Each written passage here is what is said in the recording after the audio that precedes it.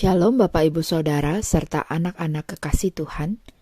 Hari ini kita akan membaca firman Tuhan dari Matius 27 ayat 11 sampai 31. Lalu Yesus dihadapkan kepada wali negeri dan wali negeri bertanya kepadanya, "Engkaukah raja orang Yahudi?" Jawab Yesus, "Engkau sendiri mengatakannya." Tetapi atas tuduhan yang diajukan imam-imam kepala dan tua-tua terhadap dia, ia tidak memberi jawab apapun. Maka kata Pilatus kepadanya, "Tidakkah engkau dengar betapa banyaknya tuduhan saksi-saksi ini terhadap engkau?" Tetapi ia tidak menjawab satu kata pun, sehingga wali negeri itu sangat heran. Telah menjadi kebiasaan bagi wali negeri untuk membebaskan satu orang hukuman pada tiap-tiap hari raya itu atas pilihan orang banyak. Dan pada waktu itu, ada dalam penjara seorang yang terkenal kejahatannya yang bernama Yesus Barabas. Karena mereka sudah berkumpul di sana, Pilatus berkata kepada mereka, "Siapa yang kamu kehendaki kubebaskan bagimu? Yesus Barabas atau Yesus yang disebut Kristus?" Ia memang mengetahui bahwa mereka telah menyerahkan Yesus karena dengki. Ketika Pilatus sedang duduk di kursi pengadilan, istrinya mengirim pesan kepadanya, "Jangan engkau mencampuri perkara orang benar itu, sebab karena dia, aku sangat menderita dalam mimpi tadi malam." Tetapi oleh hasutan imam-imam kepala dan tua-tua, orang banyak bertekad untuk meminta supaya Barabas dibebaskan dan Yesus dihukum mati. Wali negeri itu menjawab dan berkata kepada mereka, "Siapa di antara kedua orang itu yang kamu kehendaki kubebaskan bagimu?" Kata mereka, "Barabas." Kata Pilatus kepada mereka, "Jika begitu, apakah yang harus kuperbuat dengan Yesus yang disebut Kristus?" Mereka semua berseru, "Ia harus disalibkan." Katanya, "Tetapi kejahatan apakah yang telah dilakukannya?" Namun mereka makin keras berteriak, "Ia harus disalibkan." Ketika Pilatus melihat bahwa segala usaha akan sia-sia, malah sudah mulai timbul kekacauan, ia mengambil air dan membasuh tangannya di hadapan orang banyak dan berkata, "Aku tidak bersalah terhadap darah orang ini. Itu urusan kamu sendiri." Dan seluruh rakyat itu menjawab, "Biarlah darahnya ditanggungkan atas kami dan atas anak-anak kami." Lalu ia membebaskan Barabas bagi mereka. Tetapi Yesus disesahnya, lalu diserahkannya untuk disalibkan. Kemudian serdadu-serdadu wali negeri membawa Yesus ke gedung pengadilan, lalu memanggil seluruh pasukan berkumpul sekeliling Yesus. Mereka menanggalkan pakaiannya dan mengenakan jubah ungu kepadanya. Mereka menganyam sebuah mahkota duri dan menaruhnya di atas kepalanya, lalu memberikan dia sebatang buluh di tangan kanannya. Kemudian mereka berlutut di hadapannya dan mengolok-olokkan dia. Katanya, "Salam, hai Raja orang Yahudi." Mereka meludahinya dan mengambil buluh itu dan memukulkannya ke kepalanya. Sesudah mengolok-olokkan dia, mereka menanggalkan jubah itu daripadanya dan mengenakan pula pakaiannya kepadanya. Kemudian mereka membawa dia keluar untuk disalibkan. Bapak, Ibu, Saudara, serta anak-anak kekasih Tuhan, hari ini Minggu 5 April 2020, kita memperingati Hari Minggu Palmarum. Anak-anak sekolah minggu pasti ingat kisah Tuhan Yesus masuk ke kota Yerusalem dengan mengendarai keledai. Masyarakat sekitar menyambut sambil berteriak, "Hosana, Hosana," dan mengamparkan pakaian serta daun-daun di jalan yang akan dilalui oleh Tuhan Yesus. Tuhan Yesus disambut dengan begitu meriah oleh orang banyak. karena mereka saat itu yakin bahwa Tuhan Yesus adalah Mesias yang akan membebaskan mereka dari penjajahan, dan ialah yang akan menjadi raja atas Israel. Sambutan mereka yang begitu meriah itu merupakan suatu penghormatan kepada calon raja. Namun, hanya dalam hitungan hari, keadaan jungkir balik. Teriakan-teriakan Hosana itu berubah menjadi teriakan, salibkan dia. Orang-orang yang tadinya menganggap Tuhan Yesus adalah Mesias, Juru Selamat, sekarang berbalik pikir dan menjadikan dia penjahat. Tuhan Yesus ditempatkan dalam sidang, di mana ia menjadi tertuduh dengan kesaksian-kesaksian palsu dan tuduhan-tuduhan yang diputarbalikkan. Ditambah lagi, ia tidak mengelak ketika ditanya apakah ia Mesias. Sehingga Tuhan Yesus dianggap menghujat Allah. Secara hukum Yahudi, menghujat Allah merupakan kesalahan yang fatal. Di sisi lain, mengaku diri Mesias dapat juga diartikan sebagai pembelot dan pemberontak dalam hukum Romawi. Sekalipun Pontius Pilatus sebenarnya melihat bahwa tidak ada sepak terjang Tuhan Yesus yang dapat menjerat dia dalam hukuman yang berat seperti yang akan dijatuhkan padanya itu. Tetapi Paulus pun tidak dapat membelanya. Apalagi dengan segala tuduhan yang diberikan itu, Tuhan Yesus hanya diam. Ketika ia diperbandingkan dengan penjahat terkenal, yang kebetulan sama-sama bernama Yesus, ia juga tetap diam. Ketika saudara sebangsanya lebih memilih penjahat itu untuk dibebaskan, sedangkan ia akan dihukum dengan cara yang paling keji,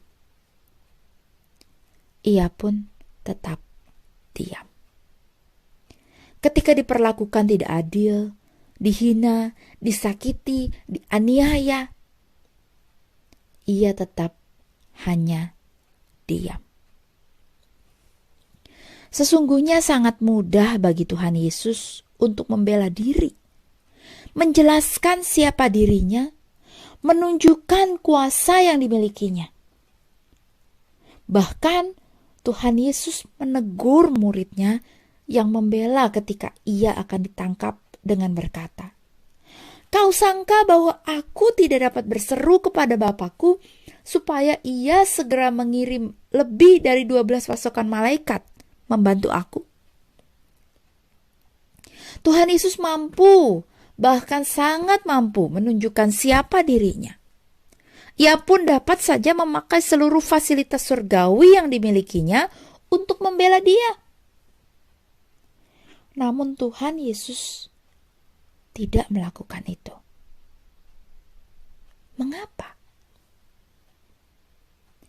Karena dia tahu betul dan sadar betul misinya di dunia ini.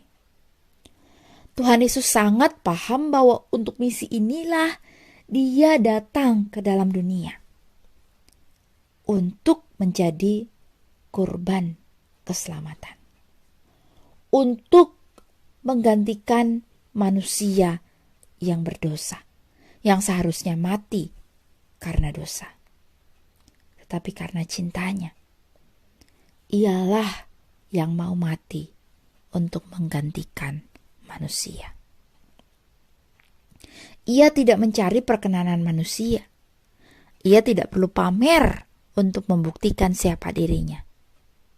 Karena kalau itu yang ia lakukan, misinya tidak akan berjalan sempurna. Tetapi Tuhan Yesus melakukan kehendak Allah. Ia ingin menggenapi misinya, tugasnya di dunia. Melakukan kehendak Allah itu tidak mudah. Kita bisa memahami dengan lebih jelas perjuangan Tuhan Yesus untuk tetap taat ketika kita mengingat pergumulan Tuhan Yesus di Taman Getsemani. Kemanusiaannya tidak menginginkan penderitaan yang akan terjadi padanya itu. Tetapi ia memilih taat. Bapak, Ibu, Saudara, serta anak-anak kekasih Tuhan, hidup dalam kehendak Allah itu tidak selalu menyenangkan, bahkan sulit. Walaupun pergumulan kita untuk hidup dalam kehendak Tuhan tidak sesulit Yesus yang harus memilih penderitaan. Mari kita ingat lagi, ketika kita harus memilih untuk taat. Misalnya, ketika kita harus mengampuni orang yang pernah menyakiti kita, padahal kita merasa sakit hati yang begitu mendalam, sulit untuk mengampuni. Atau ketika kita tergoda untuk mencontek, atau tergiur dengan tindakan korupsi, maupun kesempatan untuk mendapat untung yang menggiurkan, tetapi dengan cara yang tidak jujur. Padahal sebagai orang Kristen, kita dituntut untuk jujur. Manakah yang kita pilih? Saat ini mungkin tantangan yang jelas ada di hadapan kita adalah untuk taat pada Tuhan melalui ketaatan kita pada pemerintah. Pemerintah menyarankan kita di rumah saja untuk menghindari penyebaran pandemi lebih meluas.